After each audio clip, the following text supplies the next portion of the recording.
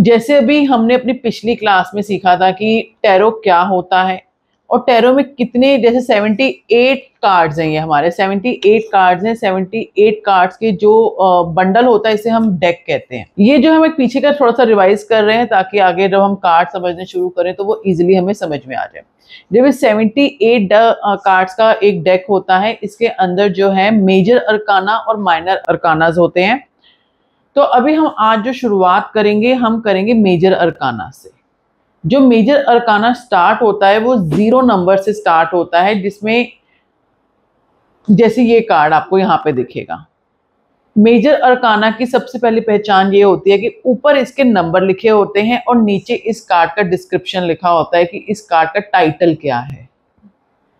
जैसे जैसे हम आगे बढ़ते जाएंगे, मेजर अरकाना के जो नंबर होते हैं 0 से लेके 21 तक होते हैं और ये रोमन नंबर के अंदर लिखे हुए होते हैं। जैसे कि पिछली क्लास में मैंने आपको ये भी बताया था कि टैरो कार्ड क्या है। ये कॉम्बिनेशन है हमारी 4 विद्याओं से मिलकर बना हुआ, कलर थेरेपी, न्यूमरोलॉजी, एस्ट्रोलॉजी और साइन सिंबल। अब यहाँ पे आपको कलर्स का मतलब भी बताया हुआ है, साइन सिंबल्स भी बताए हुए हैं कि क्या मतलब है।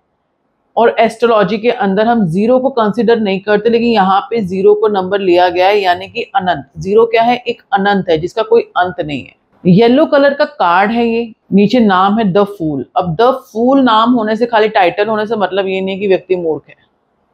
मतलब यहाँ पे द फूल से है कि ये व्यक्ति बहुत ही इनोसेंट है।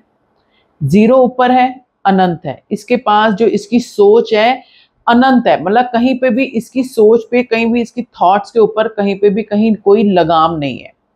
येलो कलर आ गया। येलो कलर हमारा पॉजिटिविटी का होता है, आशावादी होता है। जहां पे व्यक्ति को किसी भी चीज की होप है, ये तब कार्ड आता है। तो येलो कलर का कार्ड यहाँ पे ये शो कर रहा है।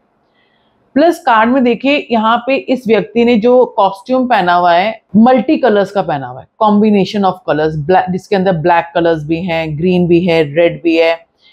कार्ड्स में, किसी भी कार्ड में 78 कार्ड्स के अंदर जहां पर भी कहीं भी फ्लावर्स आ जाएंगे, फ्रूट्स आ जाएंगे, तो यानी कि वो पॉजिटिव है, अच्छे होते हैं। रेड कलर किसको शो करता है? हमारी एनर्जीज को शो करता है, एनर्जेटिक को शो करता है।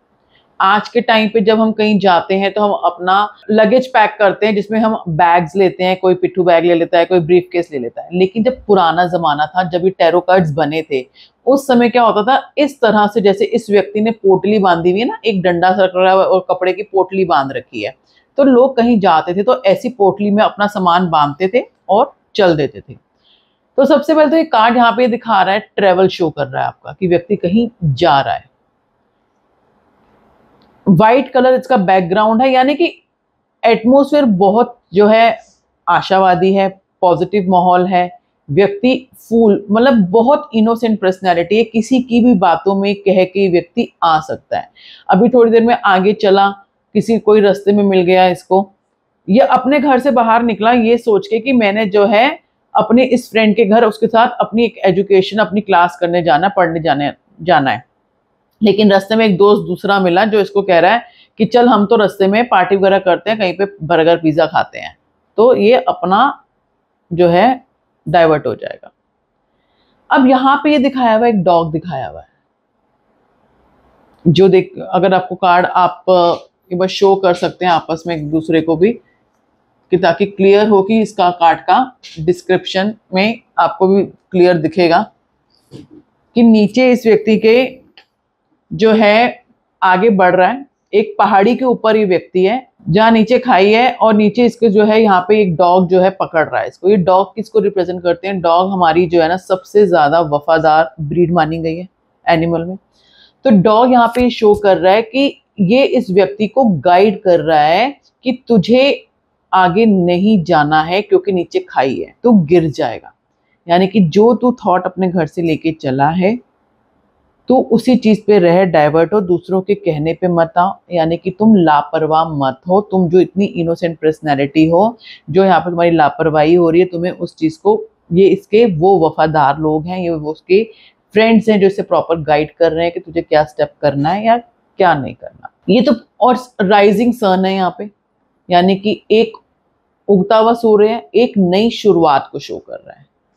जीवन में एक जो आपकी कुछ न्यू बिगिनिंग्स आ रही हैं, व्यक्ति एक आगे बढ़ना चाह रहा है कुछ नई चीजों को लेकर।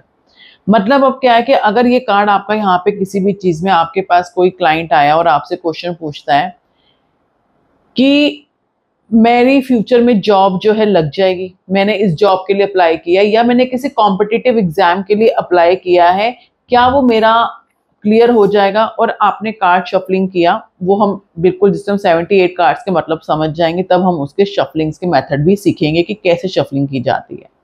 और आपका उस रिस्पॉन्स में ये कार्ड आ जाता है, तो इस कार्ड का आप रिस्पॉन्स करेंगे हाँ जी, आपकी ये चीज क्लियर हो जाएगी। अगर वो कहता है जॉब है, हाँ तो आपकी जॉब लग जाएगी। प्रमोशन है, हाँ जी तो प्रमोशन हो जाएगा। एग्जाम क्लियर हो जाएगा, तो हाँ जी एग्जाम क्लियर हो जाएगा। लेकिन आपको बहुत ज्यादा जो है अपने आप पर केंद्रित रहना है, दूसरों की बातों में नहीं आना। जहां आप केयरलेस होंगे, यानी कि जो जैसे मैंने शुरुआत में बताया, घर से तो निकला स्टडी करने, रास्ते में दूसरा फ्रेंड मिला जिसने गाइड किया कि चल हम पार्टी करते हैं, तो वो वहां पे डाइवर्ट हो गया। यानी कि जो आपने अपना एक गोल सेट किया है, आपको उसी के ऊपर कायम रहना है और दूसरों के इन्फ्लुएंस में नहीं आना।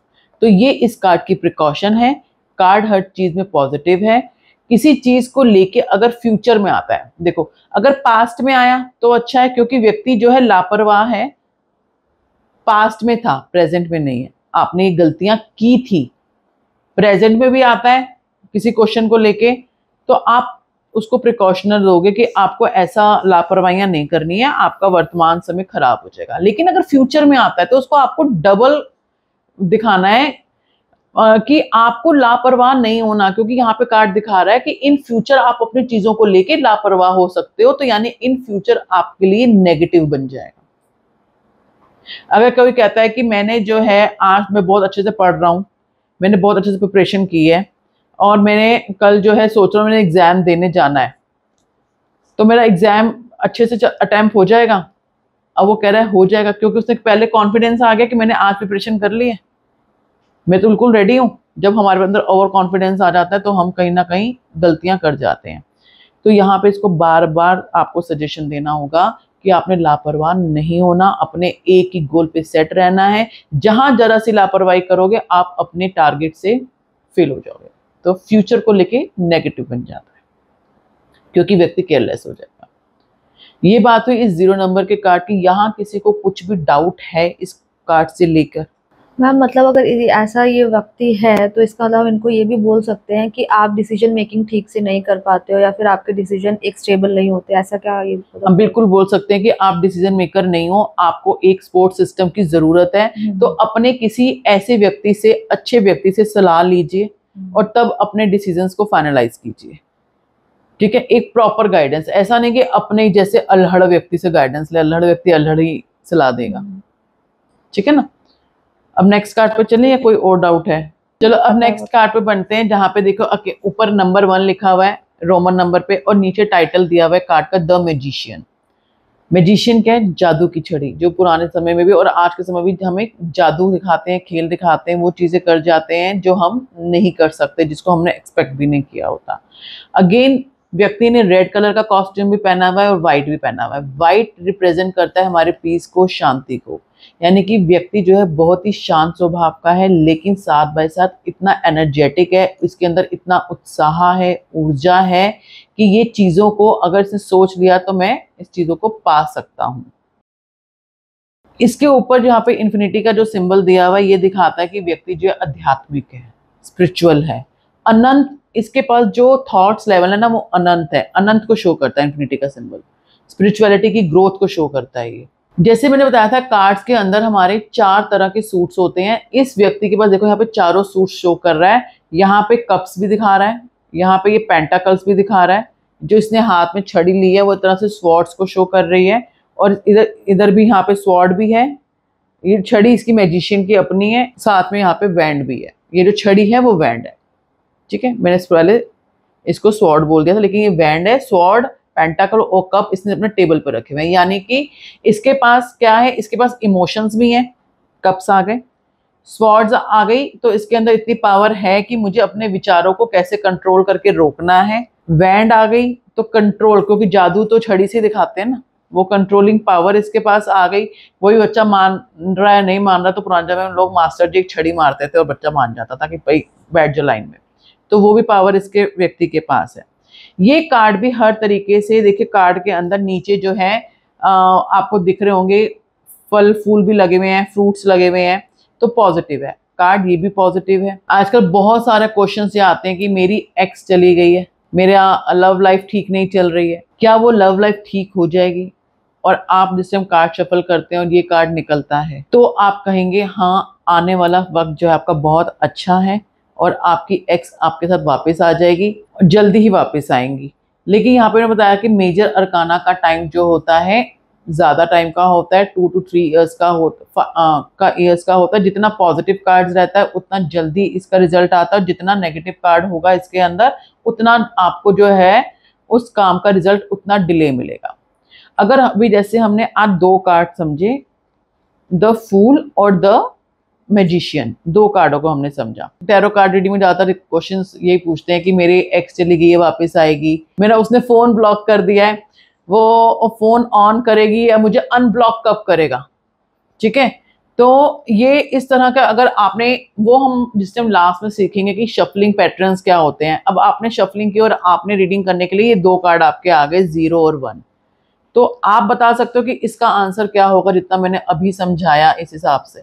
अगर 0 और 1 का कार्ड इस क्वेश्चन में आ रहा है कि क्या मेरा एक्स मुझे अनब्लॉक करेगा जिसने फ़ोन में उसको ब्लॉक कर दिया है। मैम इसमें यही आएगा क्योंकि वो बहुत कंफ्यूज पर्सनालिटी है, तो उनको कोई गाइडेंस चाहिए और वो गाइडेंस लेंगे। और अगर वो मतलब वो टाइम लगाते हैं चीज़ों को कंप्लीट करने में, और जैसे वो कंप्लीट करके तो वो करेंगे और आपको चीज़ें होगी, बट टाइम का कुछ नहीं पता क्योंकि उनको टाइम टेकिंग है, लेकिन आपको अनब्लॉक कर देंगे। क्योंकि जब भी आपके पास कोई क्लाइंट आएगा कंसल्टेशन के लिए, हम वहाँ पे उसको वर्कशॉप नहीं दे रहे हैं, हम उसको सिखा नहीं रहे हैं, हम उसको सिर्फ उसके रिप्लाई दे रहे हैं। अगर हमारे पास कॉम्बिनेशन ऑफ कार्ड आया कि क्या वो मुझे अनब्लॉक करेगा, तो आप कहेंगे हाँ जी, वो आने वाले टाइम में थोड़ा सा टाइम पीरियड है।